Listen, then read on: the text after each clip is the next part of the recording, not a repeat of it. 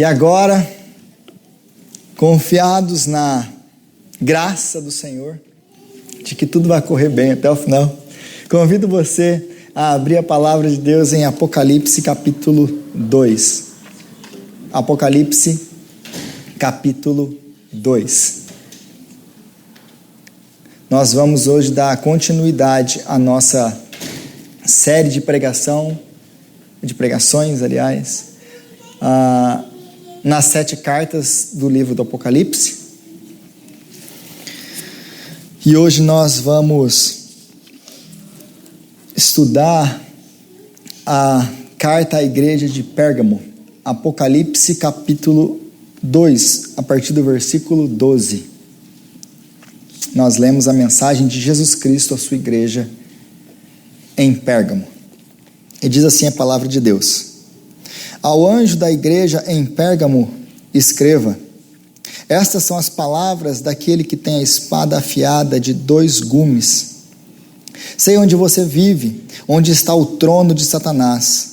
Contudo, você permanece fiel ao meu nome e não renunciou à sua fé em mim, nem mesmo quando Antipas, minha fiel testemunha, foi morto nesta cidade onde Satanás habita. No entanto, tenho contra você algumas coisas. Você tem aí pessoas que se apegam aos ensinos de Balaão, que ensinou Balaque a armar ciladas contra os israelitas, induzindo-os a comer alimento sacrificado aos ídolos e a praticar imoralidade sexual. De igual modo, você tem também os que se apegam aos ensinos dos nicolaítas. Portanto, arrependa-se. Se não, virei em breve até você e lutarei contra eles com a espada da minha boca. Aquele que tem ouvidos, ouça o que o Espírito diz às igrejas.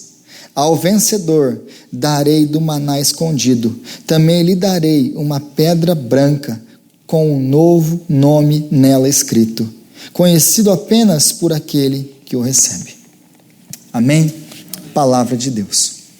Então nós continuamos, e todas as semanas eu tenho tentado dar o contexto do livro do Apocalipse, do contexto do primeiro século, então, para dar o pano de fundo, o background histórico, cultural, para que nós possamos entender o que está acontecendo aqui. Porque sem isso, o livro do Apocalipse vira mais um livro de achismos, a gente vai tentando achar significado, olhando para os seus símbolos, a partir da nossa perspectiva, da nossa ótica, do nosso tempo, e a gente vai falhar todas as vezes que a gente fizer isso.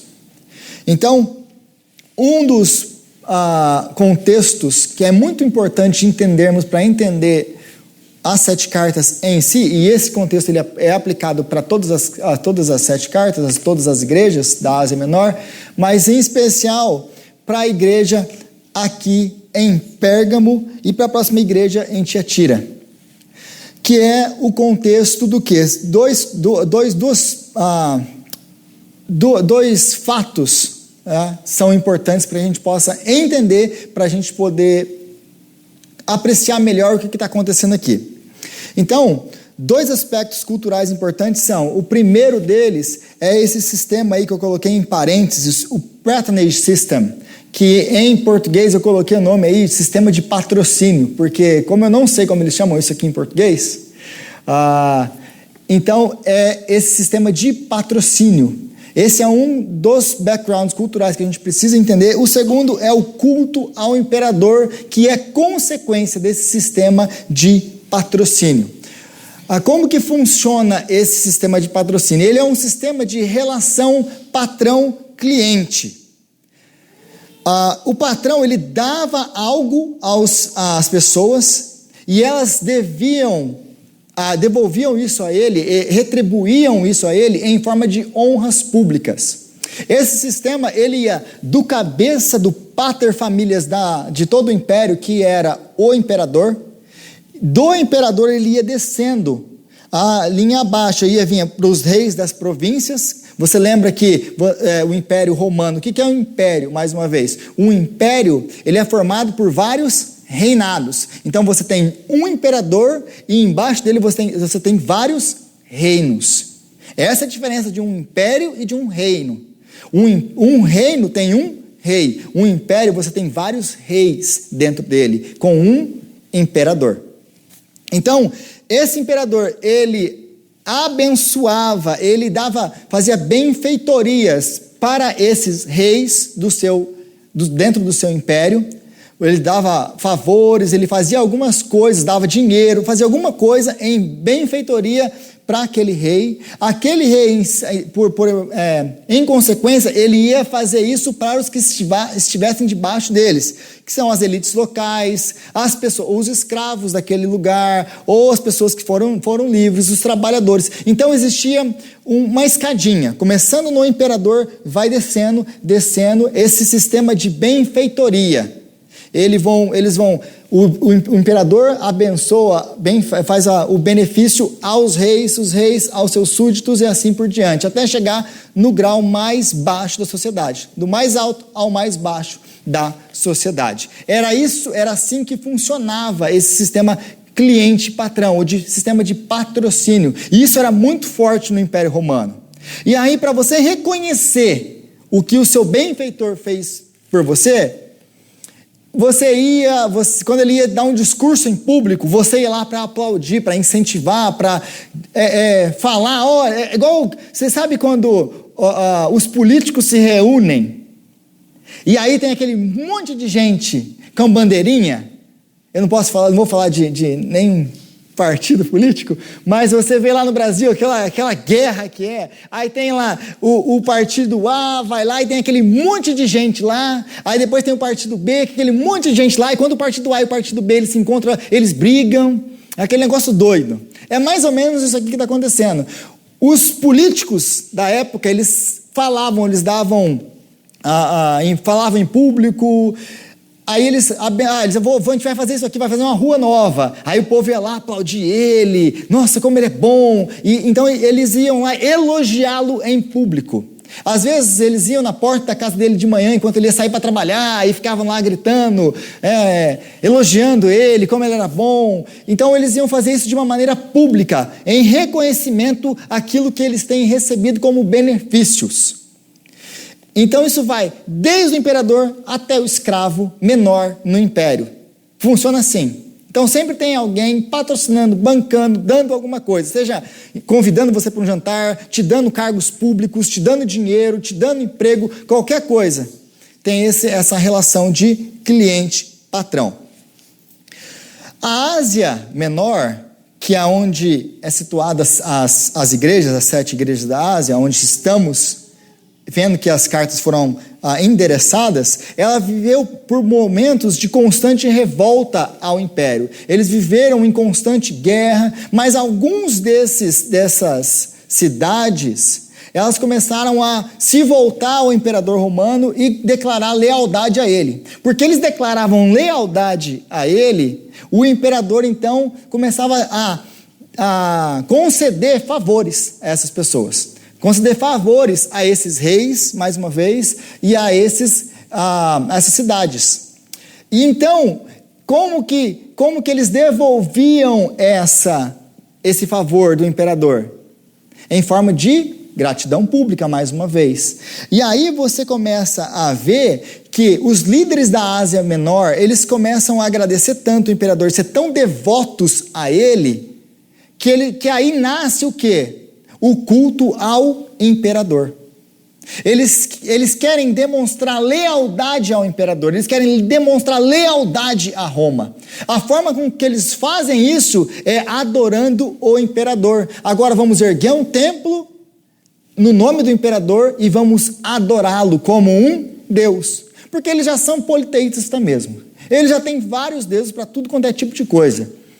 Que tal a gente agora ter mais um Deus e colocar o nosso imperador como Deus?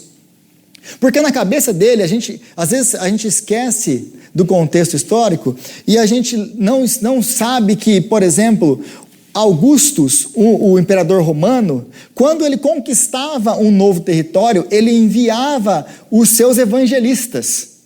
E os seus evangelistas, eles iam proclamar o quê? Que Augustus, o Salvador, o Filho de Deus, trouxe para eles paz e prosperidade. Paz e prosperidade. E aí vem, depois do tempo de Augustus, vem um outro homem, que o apóstolo Paulo começa a dizer que ele é o Filho de Deus, e ele é aquele que traz paz e prosperidade. Vocês acham que isso vai dar problema ou não?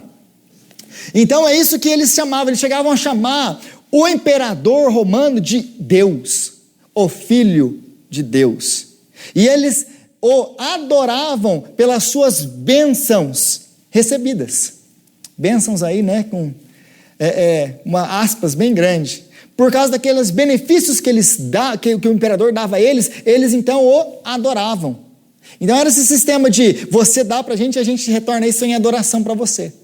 E é assim que nasce o culto ao imperador na Ásia. E na Ásia é o primeiro lugar que eles querem mostrar essa dedicação ao imperador. Fora isso, eles tinham o quê? Sindicatos. Sabe os sindicatos lá no Brasil? O sindicato do metalúrgico, tem o sindicato disso, o sindicato daquilo. Não tem? Aqui a gente tem isso também, mas a gente lembra muito bem disso do Brasil. Aí você tem vários tipos de sindicatos. E você tem que pagar uma parte do seu salário para o sindicato, querendo você ou não.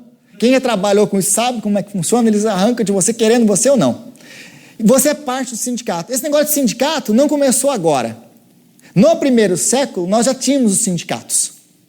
Então, se você trabalhava com carpintaria, você morava lá no bairro dos carpinteiros. Lá no bairro dos carpinteiros, você tinha lá todo mundo, você tem a sua casa, e em cima, você mora em cima no segundo piso, e no primeiro piso é o seu shopping, é a sua oficina. É ali que você faz as suas coisas, que você vende, que você trabalha. Então você mora onde você trabalha. E aí tem lá o bairro dos carpinteiros, o bairro dos, sei lá, dos pescadores, depende do seu sindicato. Então eles trabalham perto, eles moram perto. Cada sindicato desse, eles tinham também uma deidade, tinha um Deus que eles adoravam. Então você fazia parte desse sindicato, uma vez por mês você tinha que se reunir com o seu sindicato, você tinha lá tipo um banquete, uma comida, um dia de reunião, um dia de festivo para o sindicato, e aí o patrão, né, lembra mais uma vez o sistema cliente, o patrocinador daquele sindicato, ele dava dinheiro para que eles pudessem comprar a comida, a bebida e etc., e financiava aquilo. Eles adoravam, né, e honravam o seu patrocinador, eles adoravam o seu Deus, o Deus ligado àquele sindicato, e adoravam o imperador, que era, em última instância, o grande patrocinador de todo o império. Então, você adorar um Deus no sindicato, adorar o imperador, era visto como bem comum. Se você não adorasse, se você não fizesse parte de um sindicato, em primeiro lugar, você não tem trabalho. Porque é dentro do sindicato que o comércio acontece, que eles vendiam, que eles compravam, que eles faziam suas transações comerciais. Uma vez que você não fazia parte do sindicato, você era expulso ou por algum motivo você não fazia mais parte do sindicato, você morria de fome. Você não poderia trabalhar. Era assim que funcionava. Então, você tinha que adorar, você tinha que se reunir uma vez por mês, você tinha que adorar os deuses do sindicato, você tinha que adorar o Deus deles, que era o imperador, fora os outros deuses que eles também chamavam de deuses, né? Então, esse é o contexto de tudo que está acontecendo aqui. E como que isso afeta os cristãos no primeiro século? Como que isso afetava eles? Todos eles faziam então parte desse sindicato, e eles eram forçados a participar da adoração a esses deuses. Eles tinham que ir lá e falar assim: nós adoramos o Deus que faz o negócio acontecer para a gente. Uma vez que você agora é cristão, agora você só tem um Senhor e Deus, que é Cristo. Agora você não pode mais se reunir nos sindicatos e adorar esse Deus do sindicato. Para você, não tem mais o Lorde, o Kyrios, o Senhor do império, não é o imperador. O Senhor do império é Jesus Cristo, o único Filho de Deus. Agora você vem para o seu sindicato e mas eu não posso participar desses banquetes, porque as carnes eram sacrificadas aos ídolos e comidas. mas não posso participar mais disso. Então era disso que eles estavam tendo que sair. Só que quando você deixava de participar disso, o que acontecia com a sua família? Você ia morrer de fome, porque você não tem mais emprego. Porque agora você saiu, você se separou completamente de toda a cultura, de tudo. E você agora lembra que você deixar de adorar o imperador não é uma coisa assim, é uma questão de religião. Eu só deixei de adorar o imperador. É a minha religião. Não é assim que funciona para eles. A questão a adoração é a questão do patrocínio, aquilo que o imperador está nos dando, isso por lealdade. Nós demonstramos isso em adoração. Agora, se você não faz isso, você está sendo subversivo, você está sendo alguém que está indo contra a sociedade. Você está indo contra o bem comum. Porque imagina que todo mundo agora para de adorar o imperador, o que vai acontecer conosco? Ele vai vir e vai nos destruir. Então, eles viam tudo isso como uma questão de bem comum. Você está querendo atrapalhar a ordem pública. E aí você vê que não são os guardas romanos ou o imperador que ficava correndo atrás de cristão no primeiro século para tentar culpar eles. Você não está adorando o imperador, você não está fazendo isso, você é cristão, agora a gente vai te queimar. Não tinha esse tipo de fiscalização no primeiro século. Roma nem tinha soldados para isso. Como então que eles eram identificados? Como que esses cristãos eram identificados? Pelos próprios vizinhos. Eram eles que denunciavam. Porque se depende, o meu bem-estar depende de você participar disso, e você não quer participar, eu te denuncio. Porque se o imperador parar de me dar dinheiro por causa de você, a minha casa vai ser afetada por causa da sua religião, eu vou te denunciar. Então você vê que os próprios vizinhos é quem ia contra eles. Eram eles que denunciavam ao império. Aí sim os governantes tinham o dever de vir verificar isso, aí você ia ser preso, julgado e etc, etc. Mas não era Roma, em princípio, que corria atrás de você. Os seus próprios vizinhos iam te denunciar. Você não faz mais parte do nosso sindicato. Te expulsavam, agora você não tem mais com que se alimentar. Você não quer adorar os deuses? Agora então você não tem mais a bênção deles, você não vai receber mais o benefício que eles dão. Então você estava totalmente desprovido. É por isso que muitos deles caíam em pobreza. Muitos dos cristãos caíam em pobreza, eles não tinham nada. Por quê? Não tinha como trabalhar. Então é esse o contexto de tudo isso. Então, a perseguição e todo esse contexto de patrocínio e a adoração ao imperador, eles têm dois lados da moeda, que está acontecendo, que está registrado aqui nas 7 cartas, demonstrado claramente nas 7 cartas, que é o quê? O primeiro lado da moeda é a apostasia. Essas perseguições contra os cristãos, a intenção era fazê-los apostatar da fé e voltar-se para o Deus deles, que eles abandonassem essa loucura de ser cristão, porque eles eram vistos como ateus, em princípio. Como assim? Você só adora um Deus que você não vê, que você não pega, que você não tem uma imagem? Como assim? Não existe isso. Você é um ateu, você não acredita nos deuses. Então eles eram forçados por causa da perseguição a abandonar a sua fé. Era isso que a perseguição fazia. E é isso que a gente está vendo algumas das igrejas acontecendo. Jesus não os exorta por exemplo, se comprometerem com a idolatria do reino. O que Jesus fala para eles, por exemplo, a igreja da semana passada, Esmirna, Jesus os elogia por se manterem fiéis no meio das provações. Eles são pobres, lembra? Vocês são pobres, não, vocês são ricos. Eles são pobres, eles foram tirados, tudo que eles tinham por causa desse sistema. A outro lado da moeda, contudo, é o sincretismo. Enquanto algumas igrejas estavam sendo pressionadas de tal maneira a negarem a sua fé e apostatarem da fé, há outras que estavam o quê? Por causa da promessa de uma vida tranquila, de poder participar desses luxuosos banquetes, de não ter que sofrer perseguição, de não ter que passar por esses problemas que as igrejas perseguidas estavam passando, algumas das igrejas elas começam a adotar uma posição mais flexível com relação a essa adoração. Não, eu posso adorar o imperador e estar na igreja. Eu posso ir nos banquetes comer dos manjares e das carnes sacrificadas aos ídolos, porque eu sei o que está dentro do meu coração. Ninguém pode julgar, porque eu sei, eu estou vindo aqui, participando desse banquete, mas eu só adoro mesmo é Jesus. Eu só adoro Jesus.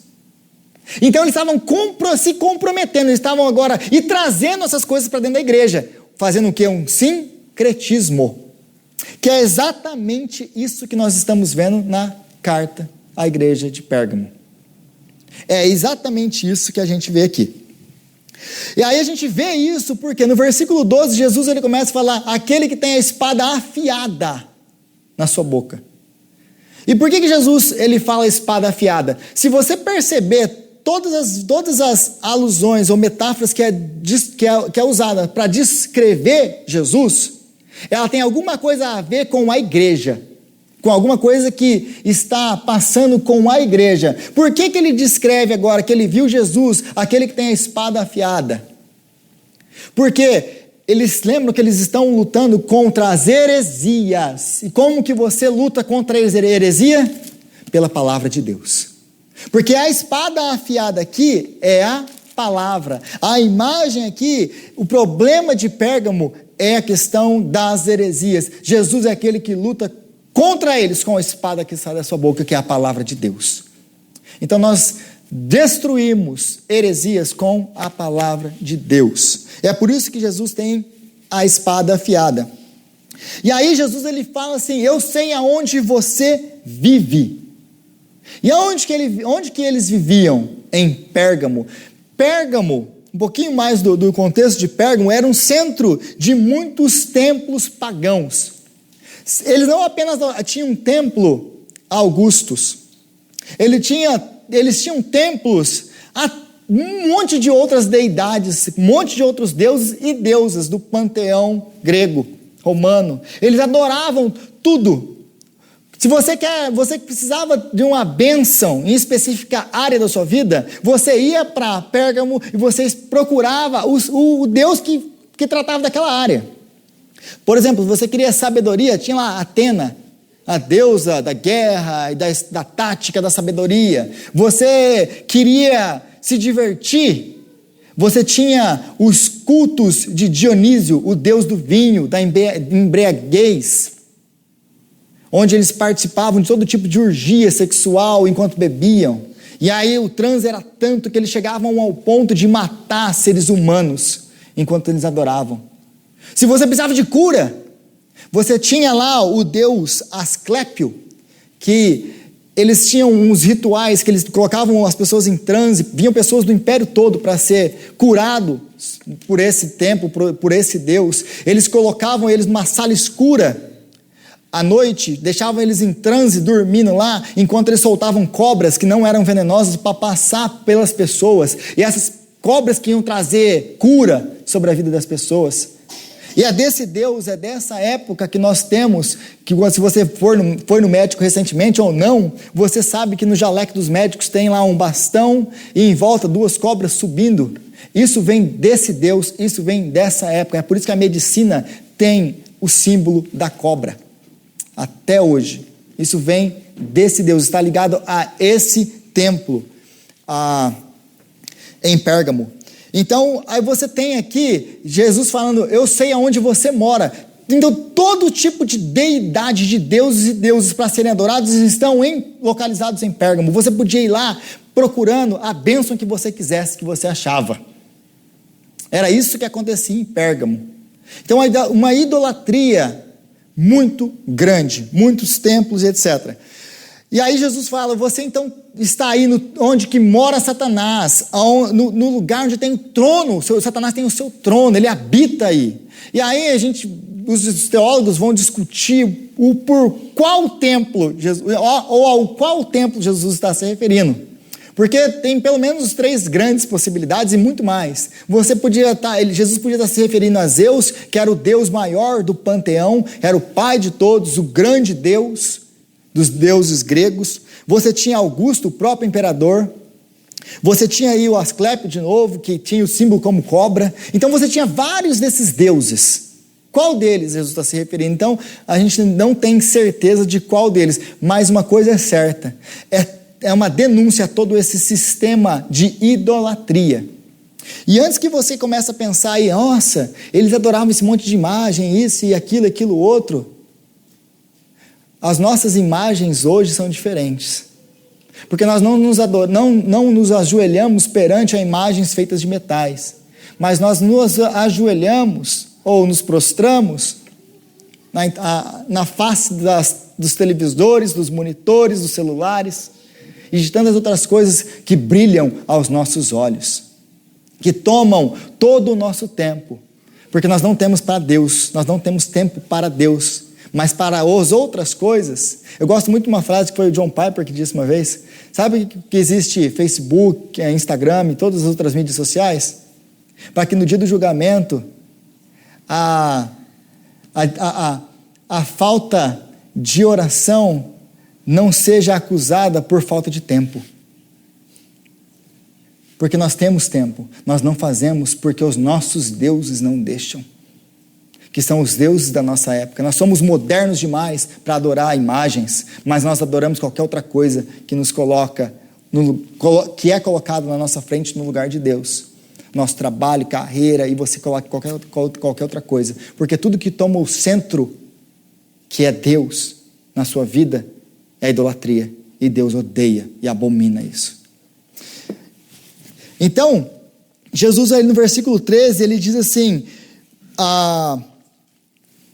sei onde você vive, onde está o trono de Satanás, contudo você permanece fiel ao meu nome, não renunciou à fé em mim, nem mesmo quando Antipas, minha fiel testemunha, foi morto nesta cidade.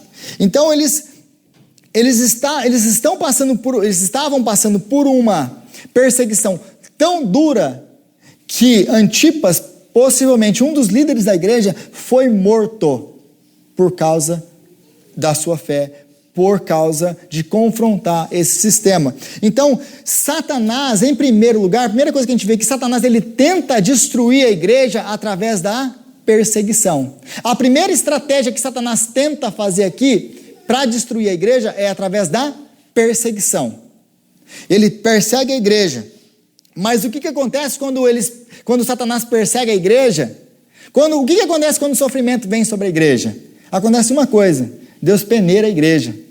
Porque os de Deus mesmo, eles vão ficar onde eles estão, mesmo que isso custe a sua vida. É isso que a gente viu aqui na vida de Antipas. Ele foi morto pela sua fé, e os verdadeiros, dali eles não saem, eles ficaram aonde eles estavam. Agora, os que não são de Deus vão sair. Sabe por que Deus nunca preveniu a igreja de passar por sofrimento? Porque os sofrimentos sempre foram purificadores da igreja. Sempre foram e sempre vão ser.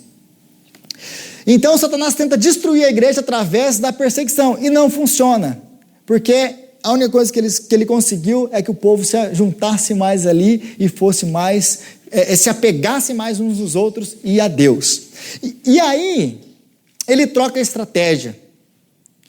Agora o perigo é outro. Agora a estratégia é outra, porque a partir do versículo 14 diz assim: no entanto, tenho contra você algumas coisas. Você tem aí pessoas que se apegam aos ensinos de Balaão, que ensinou Balaque a armar ciladas contra os israelitas, induzindo-os a comer alimentos sacrificados aos ídolos e a praticar imoralidade sexual. Do que ele está falando aqui? Mais uma vez, agora vai entrando e vai ficando claro o porquê do contexto histórico, isso é importante. Por quê? Lembra que eles fazem parte dessas associações, eles fazem parte desses grupos, desses sindicatos. Aí eles têm que adorar os ídolos do sindicato para poderem continuar trabalhando, para poder continuar sustentando a sua família. E aí, vem alguns, e aqui é por isso que ele usa esse termo aqui, Balaão, porque Balaão é encontrado no Antigo Testamento. Né? Você for lá em Números capítulo 31, ou capítulo 22 ao 25, você vai achar a história de Balaão com Israel. Um pedaço da história de Balaão é o profeta da burra que falou com ele, da jumenta. que ele vai passar, o anjo está com a espada, aí ele vai lá e bate na jumenta, e Deus manda até a jumenta falar, porque quando Deus precisa falar, ele até a jumenta ele usa para falar. E fala com ele, e ele não é morto por causa disso. Aí ele vai lá para um rei, contrata ele para amaldiçoar o povo de Israel, e quando ele chega lá, ele começa a abençoar. Como eu posso amaldiçoar aquele que Deus abençoou? Então, mas Balaão, ele não consegue amaldiçoar o povo, mas ele dá outra estratégia para Balaque, o rei. Qual que era a estratégia? Que ele tentasse Israel através de casamentos, através de mulheres. Você manda lá as mulheres que adoram os deuses Baal e outros deuses, e eles vão se misturar com essas mulheres, e essas mulheres vão trazê-los para a adoração de Baal. E isso funcionou. E o povo começou agora a adorar Deus e a Baal. Então Deus se irou e matou eles numa epidemia, e matou esses líderes todos de Israel, em como castigo pelo seu sincretismo. Deus não aceita a adoração de outro Deus. Ele é o único Deus. Ele não divide a glória dele com o outro. Então, esses crentes dessa igreja, alguns deles estavam fazendo aquilo que Balaão fez. Não, vamos lá adorar nos templos. Vamos dar uma passadinha hoje no templo de Dionísio. A gente bebe um pouquinho, a gente vai lá e faz uns negócios legais. Está tranquilo. Por quê? Porque no nosso coração nós sabemos que Jesus é o Senhor. Mas a nossa vida está tranquila, a gente sabe que a gente crê nele, então a gente não tem problema. Você acha que Deus quer ver você passando fome? Você acha que Deus quer ver você sem emprego? Você acha que Deus quer ver você sem poder ter trabalho para alimentar os seus filhos? Isso não é o Jesus do Novo Testamento. Você acha que Jesus teria coragem de ver a sua filha de 2 anos pedir para você leite e você não dá para ela? Então você pode participar sim dos cultos pagãos. Você pode participar sim de tudo o que o mundo está fazendo para ganhar dinheiro. Você pode sim sonegar imposto. Você pode sim. Não, todo mundo está fazendo isso. Porque se você não fizer, você não consegue entrar no jogo. Você não consegue ganhar seu dinheiro. Você acha que Jesus quer ver você passando necessidade na sua casa? Não. Jesus é um Deus de amor. Ele quer que você seja próspero e tenha muito dinheiro. É isso que Jesus quer de você. Contudo, Jesus vem e ele destrói essa teologia satânica. Ele destrói essa teologia satânica. Ah, esse é o preço que vocês têm que pagar? É, esse é o preço. Mas quem sustenta vocês sou eu. É Ele que sustenta a sua igreja. Sempre foi. Sempre foi. Nunca foi a força do seu braço. Porque no dia que você começar a pensar que é a força do meu braço, que é o tempo que eu me dedico, que é a minha inteligência, que eu sou capaz de fazer alguma coisa, toma cuidado, que é você estar perto da sua ruína. Porque quem sustenta a nossa casa é o Senhor. É Ele quem abre a porta, quem fecha a porta. É Ele que não deixa faltar. Ele sabe que você tem a sua filha de 2 anos, o seu filho de 15 anos, que precisa de você. Como disse Jesus, se vocês que são maus sabem dar boas coisas aos seus filhos, quanto mais o Pai de vocês que está no céu. Quem cuida de nós é o Senhor. E Ele é bom. Então, se Ele permitir que passemos por lutas e sofrimentos, Ele tem as razões dele. E nós continuamos fiéis. Esse é o nosso chamado. Então, Balaão, ele ensinava os israelitas a se comprometerem a adorar Deus e adorar Baal. Eles adoravam Baal e os outros deuses daquela época, os deuses cananitas, da mesma maneira que os gregos adoravam os deuses deles, com bebida, com orgias sexuais e com tudo aquilo que nós temos no Novo Testamento. E as estratégias de Satanás nunca mudaram. Satanás é o mesmo, ele tem as mesmas estratégias sempre. E isso tudo era incentivado por quem? Pelos nicolaítas, que estavam dentro da igreja também. Gente, isso aqui é tudo dentro da igreja, tá? É um povo dentro da igreja incentivando o crente a fazer essas coisas. Porque se você notou o que Jesus está falando aí, ó, no entanto, tenho contra você algumas coisas. Você tem aí pessoas que se apegam aos ensinos de Balaão. Você tem aí pessoas que se apegam aos ensinos de Balaão. Ele está falando de gente dentro da igreja. Não é de fora. Não é de fora. E aí os nicolaítas, que também é um outro grupo dentro da igreja, possivelmente estavam incentivando as pessoas a praticarem tudo isso. Que é o mesmo grupo, aliás, de Éfeso. Lembra da carta aos Efésios? A igreja de Éfeso? Tinha o mesmo grupo em Éfeso, os nicolaítas. Mas aí Jesus elogia a igreja, por quê? Porque eles não se adequam, não aceitam os ensinos dos nicolaítas. Eles rejeitam os ensinos dos nicolaítas. Contudo, o que acontece com Éfeso é o seguinte: eles se tornam tão rígidos que eles acabam sem amor. Eles confrontam a heresia. Eles estão certos na sua teologia, estão ortodoxos em tudo que acreditam, mas sem amor. Eles se tornam então frios, retraídos. Agora não quero mais ter nada a ver com o mundo. Por quê? Porque o mundo caiu, então eu estou aqui no meu mundinho fechado com os meus crentezinhos, amigos, e a gente vai segurando aqui até o dia que Jesus voltar. Mas isso não é o chamado da igreja. E é por isso que a igreja de Éfeso é repreendida. Vocês fazem bem em vocês não negociarem a fé, não negociarem os princípios, em serem ortodoxos. Aí a igreja em Pérgamo, vocês fazem mal, porque vocês aceitam os hereges entre vocês. Se arrependam disso, confrontem eles, livrem a igreja das heresias. Então Jesus ele nos chama para ter um balance, para a gente ser centrado. Nós enfrentamos as heresias, mas nós fazemos isso com amor, para ganhar as pessoas para Cristo, não expulsá-las de Cristo. Nós queremos trazer pessoas, nós confrontamos os erros delas, dizemos: isso aqui não, dentro da igreja não, isso aqui está errado. Nós apontamos os erros, as doutrinas, as heresias, mas nós fazemos isso em amor, porque nós queremos ganhar pessoas a Cristo.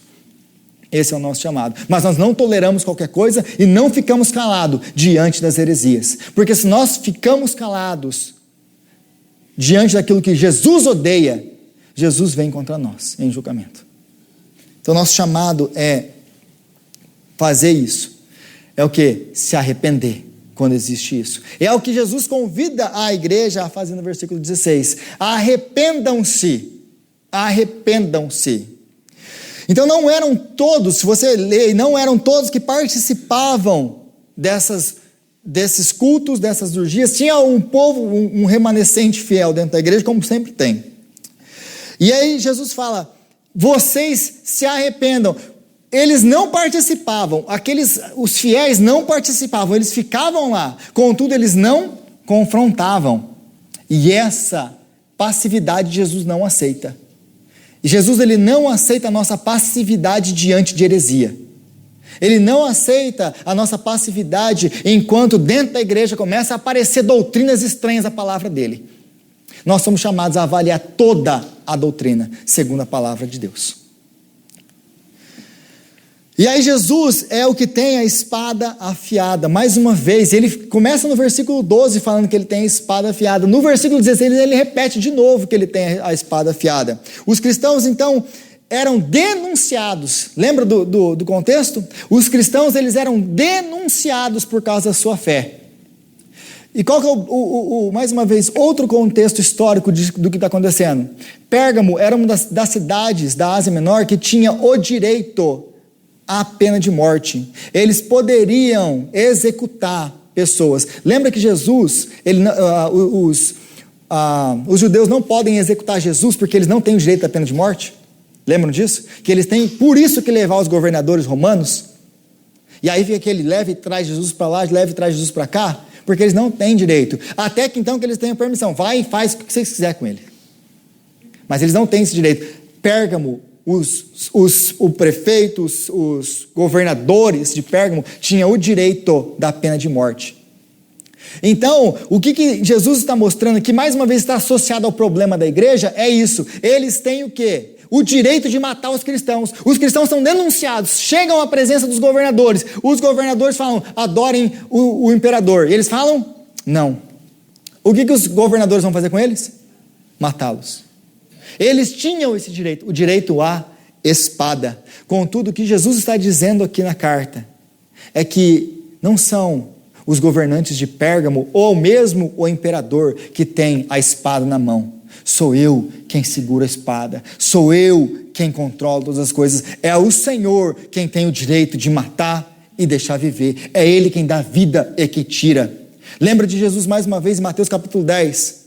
Não temam aquele que pode matar o corpo, temam a Deus que pode matar o corpo e jogar sua alma no inferno. É Jesus o que tem a espada, não é Pérgamo. É isso que Jesus está falando, é isso que Jesus está demonstrando para a sua igreja. Não temam eles, porque quem tem a espada nas mãos sou eu. Não é os governantes de Pérgamo. Pérgamo hoje. Nós vivemos na Pérgamo hoje, porque nós também vivemos no reino de Satanás. Nós vivemos cercados, como eu já disse há pouco, por tudo aquilo que brilha, mas não é ouro. Porque cercados com todas essas coisas que aos nossos olhos saltam, que nós queremos ter e possuir, e corremos atrás da nossa vida inteira, desperdiçando a nossa vida para ter. E no final, elas não valem nada. É aquele correr atrás do vento. Nós vivemos correndo atrás do vento, correndo atrás do vento. Nós atentamos para coisas físicas desse mundo, quando o nosso chamado é o quê? Olhar para as coisas espirituais, para as que nós não vemos, atentando para aquilo que não se vê, porque aquilo que se vê é passageiro. Nós gastamos a nossa vida tentando arrumar o que comer, o que beber, o que vestir. Quando Jesus diz, por que você se preocupa com essas coisas? São os pagãos que se preocupam com isso. Nós pertencemos ao Senhor. É Ele quem cuida de nós. Então nossa vida não pode ser desperdiçada atrás dessas coisas. Nós temos Senhor, nós temos Mestre, nós temos aquele que nos chamou das trevas para a luz. É Ele que nós devemos dedicar a nossa vida. Então, nós aceitamos outras coisas também, dentro da igreja e fora da igreja, na nossa própria vida particular, aceitamos muitas coisas que vão diretamente contra a palavra de Deus, em prol do quê? Do politicamente correto. E nós estamos cada vez mais sendo pressionados por isso. Estou mentindo? Toda essa maldita a doutrina que os nossos filhos têm sido doutrinados pela televisão, pelos vídeos, pela escola, dessa ideologia de gênero. Nós não aceitamos isso, nós confrontamos isso, porque o Estado não tem direito de definir o que é família, porque não foi o Estado que criou a família. Quem criou a família foi o Senhor, e é Ele que tem o direito de dizer o que é macho, o que é fêmea, o que é filho, o que é filha. É o Estado, não é o Estado, é o Senhor Jesus. Então nós não aceitamos isso, e nós dizemos não. Nós amamos todos eles, nós queremos que todos venham conhecer a Cristo e serem salvos. Nós pregamos o Evangelho, nós não julgamos, nós não tocamos pedra, nós vamos lá, não batemos em ninguém. A única coisa que nós falamos, nós pregamos o Evangelho com amor, porque nós cremos que existe salvação para todos nós, porque nós somos também salvos pela graça, como qualquer outra pessoa. Mas nós não aceitamos coisas com o nome do politicamente correto. Não, a gente não pode falar isso, porque se a gente falar, a gente fala, porque a gente foi chamado. E a gente vai ser perseguido, porque todo aquele que quer viver piedosamente em Cristo será perseguido. Nós seremos perseguidos por isso. E está chegando o tempo em que nós seremos perseguidos arduamente por causa disso. Mas aí Jesus finaliza então dizendo, ao vencedor darei o maná escondido. E aí você vê várias propostas aí do que seria o maná escondido. O que é o maná escondido? O maná escondido é o contrário da participação ao que é os banquetes idólatras. É o contrário daquilo que eles estavam sendo oferecidos. Vem aqui participar, você está passando fome, porque você não está participando dos banquetes das deidades nos sindicatos. Para de ser besta, vem participar aqui. Olha o tanto de comida. Porque, aliás, gente, eles comiam carne talvez uma vez por mês quando eles participavam desse tipo de culto, se tivesse carne lá. Carne não era uma comida que eles comiam sempre. Era muito cara. Só os extremamente ricos comiam carne. Então, Jesus está oferecendo para eles o quê? Eu tenho maná, eu tenho o verdadeiro banquete guardado para vocês, os fiéis, os meus filhos. Não se rendam ao banquete de Satanás, porque eu tenho o banquete no céu guardado para vocês. O que é o maná no deserto? Quando o povo está saindo do Egito, passando pelo deserto, Deus ele vai dar para eles o maná. O que é o maná para eles? É a provisão, é aquilo que eles precisam diariamente. Jesus está falando, eu sustento vocês, eu guardo vocês, sou eu quem sustento. A provisão vem do Senhor. Não vem, mas Deus, se eu não fizer, eu vou perder meu emprego. Perca o emprego. Mas não negocie a sua fé. Porque quem sustenta e quem honra é o Senhor. Aí, a outra metáfora usada aqui é a pedrinha branca. Que aí tem aquele monte de coisa. O que é a pedrinha branca? Mais uma vez, sempre está ligada ao contexto da igreja. A pedrinha branca, pelo menos, a gente tem pelo menos 3 possibilidades. As pessoas, elas recebiam convites para banquetes especiais, elas recebiam o seu nome gravado, ou o nome da pessoa, do banquete, gravado em uma pedra. Era uma coisa de luxo, uma coisa, você recebe... A gente manda convite hoje de aniversário, de casamento, eles mandavam convite do mesmo jeito, só que o convite era gravado em pedra. E você recebia, você está sendo convidado a participar do banquete do imperador. Olha que honra. O que Jesus tem para nós é muito maior do que um convite de um pagão. Jesus está nos convidando para as bodas do Cordeiro. É isso que ele nos está chamando. Outra possível alusão aqui é que a pedrinha branca, quando você se associava a um desses sindicatos, você recebia uma pedrinha. Sabe quando você entra na igreja, a gente não tem isso, mas você ganha um chaveiro, você ganha alguma coisa com o seu nome lá, escrito agora você faz parte da igreja tal. Sabe quando você recebe alguma coisa, algum souvenir, alguma coisinha? É isso que eles estão fazendo aqui, eles estão recebendo. Jesus está falando assim, não.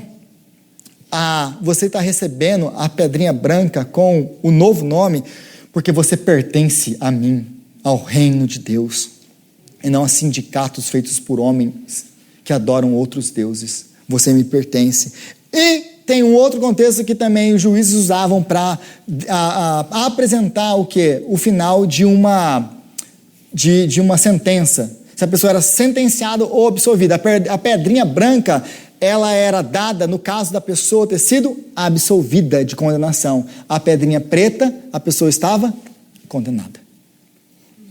Então, é disso que Jesus está falando quando ele está confrontando a idolatria da igreja.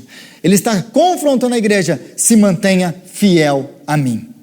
Não venda, não negocie os seus valores, porque você vai passar por sofrimentos, você vai passar por perseguição, porque todo crente vai. Mas no final, eu tenho o maná escondido. No final, quem te sustenta sou eu. No final, você me pertence e você vai estar comigo para sempre. Senhor, nós te agradecemos, ó Pai, pela tua palavra, te louvamos, ó Deus, porque o Senhor é quem nos sustenta, quem nos guarda. Tu és, ó Deus, o nosso Deus. E te pedimos, ó Pai, que o Senhor venha nos dar graça para viver com coragem a vida cristã nesse mundo, amando o Senhor, mas confrontando em amor as heresias, aquilo que não está em conformidade com a tua palavra. Nos ajuda, Senhor, a sermos fiéis a ti, em face das mais terríveis perseguições, angústias. É o que nós te pedimos, ó Pai, no nome de Jesus Cristo, nosso Senhor. Amém.